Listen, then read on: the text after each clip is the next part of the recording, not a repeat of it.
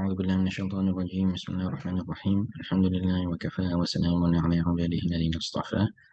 This is lesson 7 on the course إرشاد الطلبة إلى التمييز بين القراءات العشرة, where we are looking at how to discern between the 10 قراءات. In this lesson we're looking at Idgham Kabir. So in qira'at, this is one of the more intricate and detailed chapters.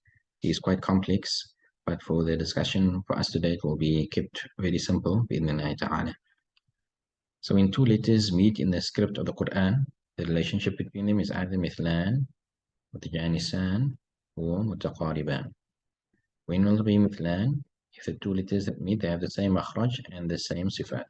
If you have one letter followed by another letter, if you have the same makhraj and the same sifat, it will be the exact same letters. So a lam and a lam, a ba and a ba. Any two letters that are the same, the relationship will be mithlan. Mutajanisan is where they have the same makhraj, but they differ in the sifat. And mutaqariban, they are close in their makharij, and they differ in the sifat. For all the Qur'an, idgham will take place between the two mithlan letters if the first one is sakin. And this is known as idgham zaghir. So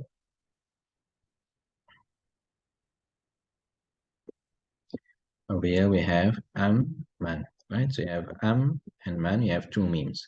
The relationship is mithlan. The first one is sakin. The first meme has a sukoon, therefore idgham will take place. What does idgham mean? To assimilate. Two letters become one that is mushaddad. You leave out the first meme, you go straight into the second one with the shadda. So man will become amman. You make it idgham, right? So this amman becomes amman.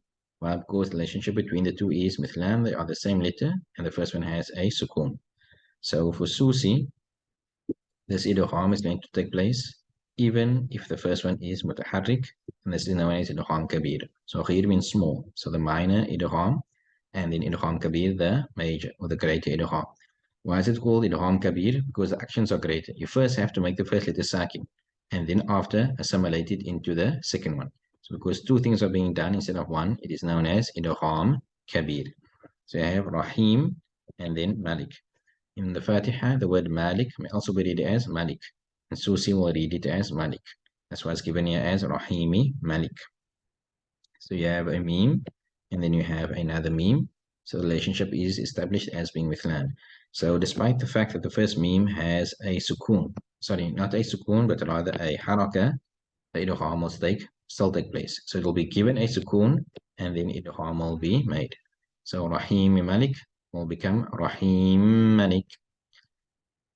On a bit of a side note, this is more for the students of Qira'at, and even some students of Qira'at are not aware of this, that here you have a letter of Mad in the word Rahim. So if you stop on it, Rahim, Rahim, Rahim, you have a temporary sukoon on the meme due to stopping, and therefore you can apply qasr to wasat or to mada'adil lis-sukoon. Here the letter of meme, when you make an idgham, it also is followed by a sukoon. There's a sukoon embedded in the shadda. Okay, so therefore it is also followed by a temporary sukoon. Here it is due to joining. This is mada'adil lil-wasl. But because the cause is the same, it's a temporary sukoon, then here you also have the options of qasr, tawassut, and tul. Most of us, we just hear sometimes the Quran reciting and applying a long mad of tul, and we think you have to apply mad. No, you can do qasr or tawassut or tul based on the cause of it being a temporary sukoon. And importantly, there should be taswiyah. If your mada'adil lil waqf is tawassut, then your mada'adil lil wasl should also be tawassut, the same, 4 and 4. If you're stopping with 6, then you should do the idgham kabir reading through with 6. If you're doing qasr when stopping, then you should do the idgham kabir with qasr. Okay, but that's just a bit extra information for the students of Qira'at. The rest of us can just ignore all of that. So idgham kabir generally takes place between two different words, but can occur within a single word as well. So in this lesson, we're focusing on it happening in two different words. And it's not restricted to happen only between two mithlan letters. At the beginning, I mentioned mutajanisan, you have mutaqariban as well. So idgham kabir can take place in mutajanisan letters, can also take place in mutaqariban letters. But because of how complex those rules are, we're going to ignore all of that. We're going to focus only on mithlan. But whenever you hear idgham kabir happening, one letter being left out and you're going straight to the second one, the shadda, then you know it is the riwayah of Susi, if it is according to the Saba'a Qira'at. Remember in this section, this chapter, we're dealing only with the Saba'a Qira'at. So you can pause the video at this particular point. You need to now complete the exercise by identifying all the places where idgham kabir will apply for Susi. What you're looking for is two letters of the same. One at the end of the first word, and then the same letter at the beginning of the next word. That is where the idgham kabir will take place. Once you have completed, you can continue with the video.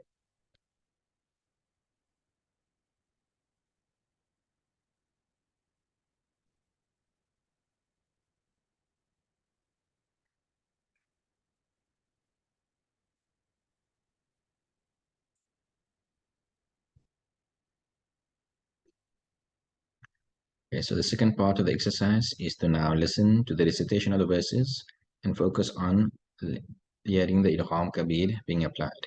And remember that when you hear this, then you know it is the riwayah of Susi. Alhamdulillah, all the previous lessons was warush, warush, warush. Now at least coming to something different, we're now doing application for Susi. أعوذ بالله من الشيطان الرجيم بسم الله الرحمن الرحيم الذي جعل لكم الأرض فراشا والسماء بناء ولو شاء الله لذهب بسمعهم وأبصيرهم يذبحون أبناءكم ويستحيون نساءكم ذلك الكتاب لا ريب فيه هدى للمتقين. In ويستحيون, there was the mad that could be applied, so I did qasr over there, and then over here there's also the mad. Yeah, I did the tawassut to show you that the different lengths can be applied, and here also the taswiyah was maintained between the fi, huda lil muttaqeen at the end. Right, I did 4 here, so therefore 4 at the end as well. The cause is the same, even though the one is due to waqf, the other one is due to wasl. They are both caused by a temporary sukoon, so the length should be ideally kept the same. Also, when you're reading for susi, you don't have to do all 3 lengths. Like we had for warush tathlith, you have to do it all the time. This is khilaf jaiz. You can just choose any of the 3 lengths to apply. وَنَحْنُ نُسَبِّحُ بِحَمْدِكَ وَنُقَدِّسُ لَكَ. This example shows you that sometimes the letter of the idgham can be preceded by a sakin, and the idgham will still take place. إِنَّهُ هُوَ التَّوَّابُ الرَّحِيمُ. There's an interesting one over here. It seems like there's a wow over here in between the 2 has.